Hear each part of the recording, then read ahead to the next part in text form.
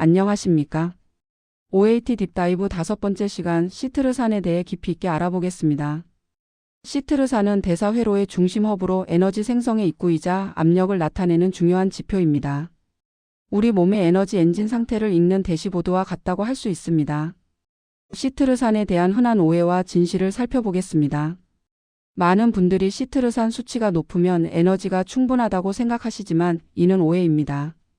시트르산은 에너지 생성의 완주 증명서가 아니라 미토콘드리아로 진입하는 입장권과 같습니다.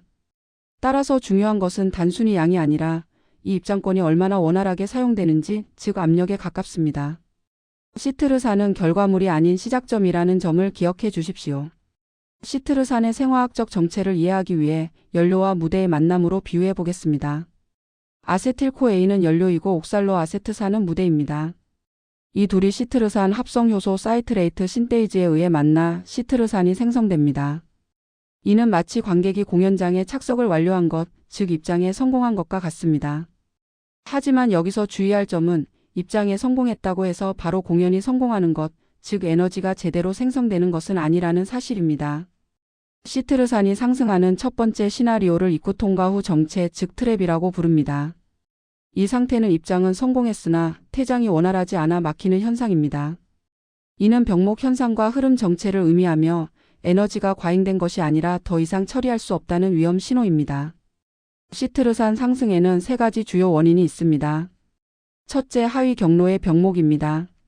전자 전달계가 포화되거나 배출구가 막히면 시트르산이 쌓입니다. 둘째, 보호적 브레이크입니다. 산화 스트레스를 방어하기 위해 의도적으로 대사 과정을 지연시키는 것입니다. 셋째, 가짜 안정입니다.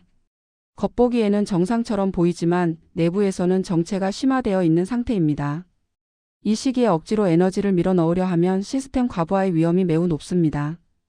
다음으로 시트르산이 저하되는 시나리오를 살펴보겠습니다. 이를 유입 실패 또는 고갈, 즉 텅 비어 있음 엠프티 상태라고 할 수 있습니다. 마치 공연을 시작할 수 없는 닫힌 문과 같습니다. 이는 3가지 경우로 나타납니다. 첫째, 옥살로아세트산 풀이 고갈되어 무대가 없는 경우입니다. 비오틴 부족 등으로 자석이 없는 상황과 같습니다. 둘째, 아세틸-CoA 원료가 부족하여 연료 유입이 없는 경우입니다. 관객이 없는 것과 같습니다. 셋째, 대사 흐름이 과소하여 엔진이 멈춘 상태입니다.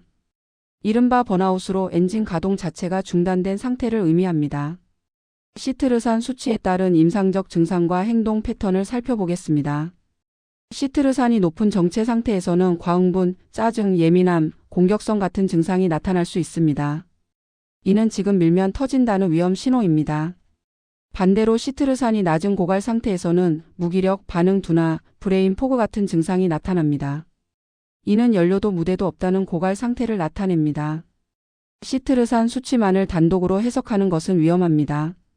다른 지표들과 조합하여 통합적으로 판독해야 정확한 상황을 파악할 수 있습니다. 예를 들어 시트르산과 말레이트가 모두 낮으면 옥살로아세트산 고갈을 의미하므로 비오틴 이존 효소인 피루베이트 카복실레이즈 활성 감소를 의미하고 비오틴의 결핍이나 지나친 저탄수 시기는 아닌지 체크해야 합니다. 시트르산과 BHB 즉 케톤체가 함께 높으면 연료 우회를 의미하므로 케톤 제한이 필요할 수 있습니다. 또한 시트르산과 락테이트가 함께 높으면 처리 능력 초과를 의미하므로 부하 감소와 휴식이 중요합니다.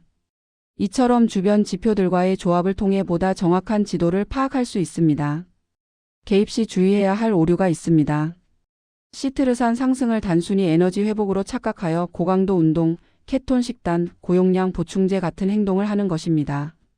이러한 위험 행동은 병목 현상을 더욱 심화시키고 산화 스트레스를 폭발적으로 증가시킬 수 있습니다. 이는 마치 이미 막힌 공연장에 관객을 더 밀어넣는 행위와 같습니다. 언제 개입할 수 있는지 그 판단 기준을 제시합니다. 첫째, 멈춤 신호는 시트르산과 산화 스트레스 지표인 OHDG, BHB가 함께 높은 경우입니다. 이때는 절대 무리하게 밀어붙여서는 안 됩니다. 둘째, 진행 신호는 시트르산이 안정화되고 락테이트가 조절되며 수면의 깊이가 개선되었을 때입니다. 이 경우에만 조심스럽게 연료를 보충하거나 플랫폼을 지원하는 개입을 고려할 수 있습니다. 부모님과 환자분들을 위한 핵심 요약입니다. 첫째, 시트르산 상승의 의미를 재정립해야 합니다. 이는 에너지가 폭발하는 것이 아니라 대사 과정의 첫 관문을 통과했다는 신호입니다. 둘째, 현재 상태를 정확히 인지해야 합니다. 즉, 무리하게 밀어붙여서는 안 될 시기라는 것을 이해해야 합니다. 셋째, 가장 최선의 방법은 현재의 속도를 유지하고 충분한 수면을 확보하는 것입니다. 결론적으로 멈출 줄 아는 지혜가 필요합니다. 대사 회복의 핵심은 속도보다는 안전에 있습니다. 세포가 보내는 속도 제한 신호를 존중해야 하며 엔진을 무리하게 가속하기보다는 편안하게 휴식할 수 있는 환경을 조성하는 것이 우선입니다. 감사합니다.